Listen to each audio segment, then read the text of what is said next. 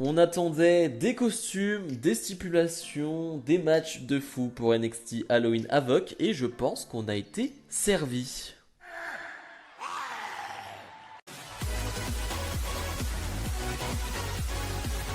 Et bonjour à tous, on se retrouve aujourd'hui pour les résultats de NXT Halloween Havoc 2021. Et on ouvre le show avec un match de l'échelle. Zoe Stark et Yoshirai défendent leur titre de championne par équipe face à Toxic Attraction et Persia Pirota et Indy Hartwell.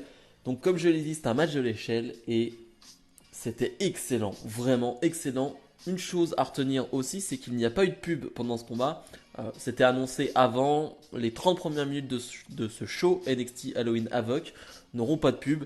Et ça fait du bien d'avoir un match comme ça de l'échelle euh, télévisé qui n'a pas de pub. Et ça, franchement, vraiment, c'est une très bonne chose.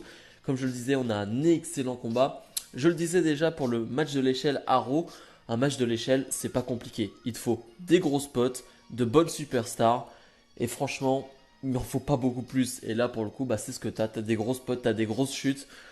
On parlera de la chute de Yoshira à la fin parce que c'était dur à voir. Mais vraiment, voilà, on a tout ce qu'il faut. On a de bonnes superstars, des superstars qui brillent en général. Même si je trouve que par exemple, Toxic Attraction est plus en retrait dans ce combat. Je trouve qu'on voit bien Persia Pirota qui est bien mis en avant. Euh, on montre sa puissance, on montre sa ténacité. Elle est très forte là dans ce combat. Même Indy Hartwell et Yoshirai, c'est une spécialiste de ce genre de combat, donc elle est plutôt mise en avant. Mais voilà, je trouve que ça c'est excellent, c'est un excellent combat pour débuter chaud. On peut revenir donc sur la chute de Yoshirai qui a donc chuté du haut d'une échelle pour retomber sur une échelle. En direct, ça faisait très peur. Vraiment, c'était assez violent. Quand tu revois au ralenti, alors c'est toujours aussi violent mais avec une autre vue, tu te rends compte qu'elle a le temps quand même de se positionner plutôt bien et que finalement c'est une grosse chute, bien évidemment, mais alors, elle ne retombe pas sur la tête ou quoi que ce soit. Et pour le moment, on n'a pas eu de message de la WWE ou de reporters qui ont annoncé comme quoi il y avait une blessure de Ishirai. Donc j'imagine qu'elle n'a rien et c'est quasiment un miracle, hein, j'ai envie de dire, mais ouais, c'était impressionnant comme chute. Finalement, Toxic Attraction vont remporter ces titres, hein, vont décrocher ces titres. Je le voyais venir, je pense que c'est pas plus mal. Voilà, j'aime bien Gigi Dolin, j'aime bien ce qu'elle fait. Justin Jen, je suis un peu moins emballé, mais j'aime bien Gigi Dolin, j'aime bien son style. Et j'aime bien Toxic Attraction depuis qu'elles sont arrivées à NXT. Et voilà, donc je me dis que ça peut être pas mal. Et surtout, ça peut être pas mal pour Yoshirai, surtout qui, je l'espère, va se séparer de Zoe Stark et va repartir en solo. Joe Gacy fait face à Malik Blade. Alors, on a eu aussi Grayson Waller qui présentait un peu ce show, qui était à côté de la roue. Ce qui est bizarre, c'est que cela devait être Elite Knight qui devait présenter le show, qui était le host de ce show. Donc c'est un peu bizarre, un Grayson Waller qui dit d'ailleurs vous attendiez à quelqu'un d'autre, mais c'est moi qui le fais. Donc bizarre. Mais en tout cas, on a ce combat face à Blake Blake qui va pas vraiment durer. On va avoir petite intervention, pas vraiment d'intervention, mais disons Joe Gacy va être confronté pendant le combat à son ami, on suppose, Harland, je crois qu'on l'appelle. Alors c'est Parker Boudreau, mais je crois qu'ils disent Harland, mais ils disent pas vraiment son nom. Je sais que sur les réseaux c'est Harland, mais je sais pas.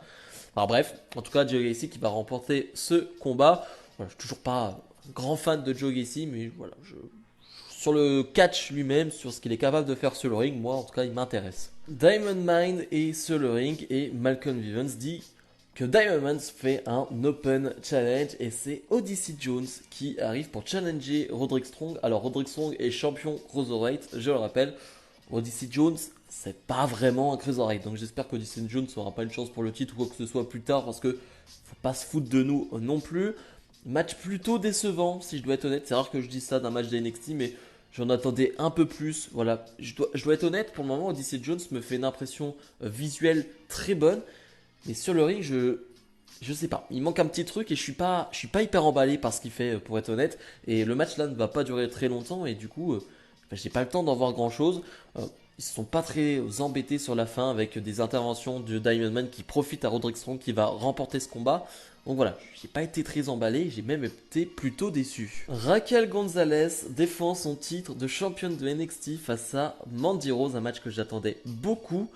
Alors, déjà, on a tourné la roue pour choisir une stipulation. Alors c'est Chucky qui va le faire. Moi j'avoue que en termes de film d'horreur, je ne suis pas calé, hein, c'est pas du tout mon délire. Du coup, Chucky, j'étais pas très content de le voir, mais c'est Chucky qui tourne en haut et finalement, c'est lui qui va devoir choisir cette stipulation, lui ou elle, je ne sais même pas ce que c'est. Mais en tout cas, Chucky va choisir un street fight match, donc il n'y a pas vraiment de règles, des objets vont être un peu partout et ça va être un bordel. J'en ai pas parlé, mais j'ai adoré l'entrée de Raquel Gonzalez, donc la championne qui arrive en moto comme ça, c'était très très très stylé, très badass, c'était très très cool, voilà, ça faisait déjà une bonne impression. Et ce combat était très bon et bravo, bravo dans le sens où c'était la bonne décision de faire un street fight parce que je pense que sur le ring, ça aurait pu être bien, peut-être, mais pas sûr. C'est-à-dire que Mandy Rose, on n'est pas encore sûr de ses capacités sur le ring face à une Raquel Gonzalez qui a un style particulier. Voilà, ça aurait possiblement pas donné un très bon match. Là, pour le coup, en street fight, avec donc des objets, des tables, donc les escaliers aussi qui vont être bien utilisés. Ça donne un très bon match, plutôt rythmé. Franchement, on ne s'ennuie pas. Je trouve que les deux font vraiment bien le boulot. Il y a deux trois spots que j'aime bien, comme le moment où tu vois plus Raquel Gonzalez, finalement elle sort de nulle part et elle sort avec un masque en mode Halloween et avec l'extincteur, elle te met tout ça sur Mandy Rose. Enfin, c'était très sympa. Le spot final forcément avec ce personnage qu'on nous utilise depuis des semaines, hein, on nous dit il sera à NXT Halloween Havoc, c'est un peu le rôle de la faucheuse, hein, la mort qui est là et qui va s'en prendre à Raquel Gonzalez et Mandy Rose va en profiter pour gagner ce combat et devenir la nouvelle championne de NXT. Je suis plutôt content, voilà, moi je suis un fan de Raquel Gonzalez, j'aime vraiment Raquel Gonzalez, mais l'utilisation de Mandy Rose, ce qu'elle a fait à NXT, eh ben on peut dire ce qu'on veut. Oui, c'était pas bon du tout, Mandy Rose dans le roster principal, c'était vraiment mauvais, il n'y a aucun souci. Mais ce qu'elle fait à NXT, dans ses combats, dans ses promos, bah moi j'adhère. Moi j'adhère totalement et vraiment je suis content qu'elle soit championne. Forcément, après le combat, on nous révèle qui est derrière ce rôle de la faucheuse. Sans réelle surprise, c'est Dakota Kai. Donc Dakota Kai qui s'en est pris à Raquel Gonzalez. Voilà, comme je le disais, c'est pas une grosse surprise. Le public est presque un peu déçu de l'avoir parce qu'ils se disent ah ok, bon, on le sentait venir et c'est Dakota Kai. Voilà, moi je m'en doutais, c'est pas une grosse déception, je m'en fiche un peu pour le coup, mais on va sûrement partir sur Raquel Gonzalez contre Dakota Kai. Euh, pourquoi pas, pourquoi pas. Mais en tout cas, Mandy Rose championne, moi je dis oui. Grayson Waller est sur le ring et nous fait un peu sa promo. Voilà, il nous parle de Snap, de TikTok, enfin je comprends pas trop où ils vont en venir. Finalement, LA Knight va arriver, il va dire mais qu'est-ce que tu fous là, c'est moi qui dois normalement être le host de cette soirée. Et finalement, Grayson Waller qui introduit Solo Sikoa, le frère d'Euso qui fait ses débuts du côté de NXT. Lui aussi, on nous l'a teasé depuis quelques semaines et qui va finalement s'en prendre à Grayson Waller qui va lui porter une sorte de belly to belly overhead suplex au-dessus de la troisième corde. Forcément, les gens vont chanter Uso, Uso, Uso. Forcément, c'était sûr. Voilà, t'as le troisième frère Uso qui arrive à NXT. Fallait s'en douter. Bien évidemment, ils l'ont pas appelé Uso et tant mieux, j'ai envie de dire, parce que sinon, enfin, tant mieux ou tant pis, en fait, j'en sais rien. En vrai, je ne sais pas, mais en tout cas, voilà, Sikoa qui fait voilà, ses débuts. Moi, je suis intéressé, j'ai envie de voir ce qu'il est capable de faire, s'il a le même style que ses frères, tout simplement. Voilà, je suis intéressé, j'ai envie d'en voir plus de Solo Sikoa. MSK défendent leur titre de champion par équipe face à Imperium. Alors je crois que c'est un enfant qui va tourner la roue et on a le droit à un match de bûcheron. Donc beaucoup de superstars vont être autour du ring et vont devoir s'occuper justement de ce côté-là du ring, hein, c'est-à-dire autour du ring. Et c'est-à-dire dès que quelqu'un arrivera, ils vont s'en occuper. Et bon, on va mettre ça de côté, les bûcherons. On va avoir quelques scènes, quelques spots plutôt sympas. Mais dans l'ensemble, sans les bûcherons, c'était excellent, vraiment un très bon match par équipe. Vraiment, les deux équipes font un vrai boulot. C'est du haut niveau, c'est du bon match par équipe qu'on aime du côté de NXT. Franchement, il n'y a rien à dire à ce niveau-là. Le public est investi et pourtant j'avais peur parce que le public qui crache un peu sur MSK depuis un petit moment. Hein. MSK qui est une équipe de face mais qui est pas très appréciée du côté de NXT.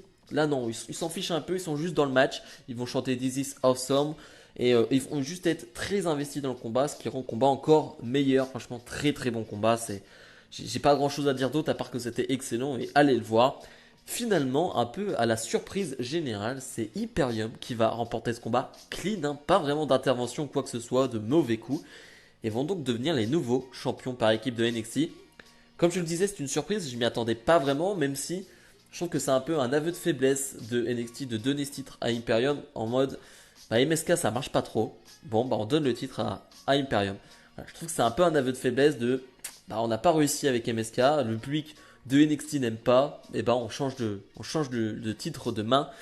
Voilà. Je suis pas forcément un grand fan de ça, même si j'aime bien Imperium, j'aimais bien MSK en tant que champion, donc ouais, on verra bien dans les semaines qui suivent bah, qui seront les challengers de Imperium, mais ouais, un peu surpris. Le main event, Tommaso Ciampa défend son titre de champion NXT face à Bron Breakker, match que j'attendais le plus de la soirée, et je n'ai pas été déçu. Alors, c'était bien, pas excellent, pas très bien, c'était bien. C'était une mise en bouche, on va dire, pour Breakker. Alors on va me dire, oui, une mise en bouche dans un match de championnat, c'est un peu bizarre. Oui, mais au final, Breakker, on l'a pas tant vu que ça. Et il a été pushé directement en haut de l'affiche.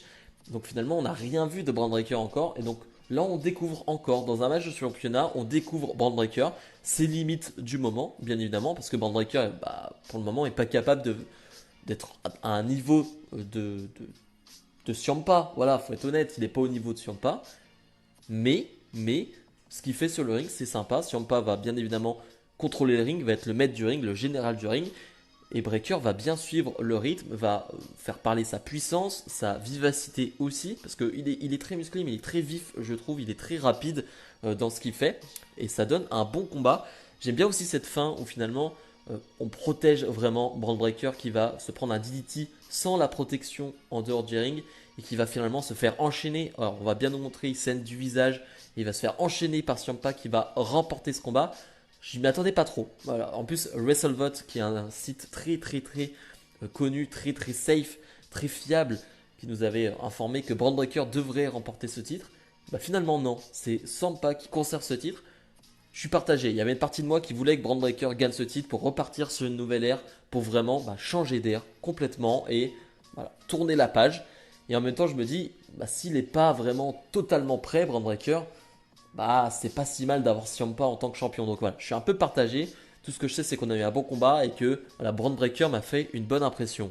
Bilan de ce NXT Halloween Havoc 2021, c'était très fun. Alors, on va pas parler des segments backstage qui n'étaient pas tous très marrants avec cette fête d'Halloween qui a eu lieu en backstage. C'était pas tout le temps marrant, c'était pas tout le temps cool, on va pas se mytho.